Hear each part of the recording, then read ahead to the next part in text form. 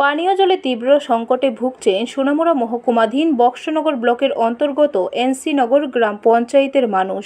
হাড়ঘর জল প্রকল্পে বাড়ি বাড়ি পাকা সাপ্লাই বসলেও সেগুলি থেকে আসছে না জল।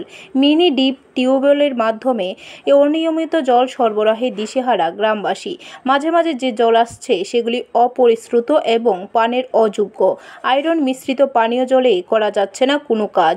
ব্যাগতি গ্রামবাসীরা পঞ্চায়েত প্রধান সহ স্থানীয় বিধায়ককে জানিয়েও কোনো কাজ হয়নি।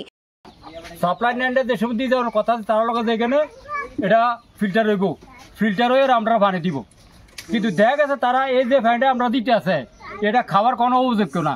এটা যে বাসন লালু দিকে কাপড় দিই, কাপড় লালু গন্দি লালু দেখি এটা ঠিক এইভাবে চলতে আছে। এবং তারা যে ফাইনটা আইতে আছে তারা কাছে তোমরা আধা ঘন্টা চালাই, এরা আধা ঘন্টা পানি দিও, তারা আধা ঘন্টাও দেয় না। তারা 15 দিন পরে একবার আইয়ে গরু সোনার মতো যে লাল ফাইনটা আইয়ে এটা দিয়ে যায়, এটা দিয়ে আমরা কোনো কাজ করতাম পারতে আসি না। ব্যুরো রিপোর্ট, খবর ত্রিপুরা।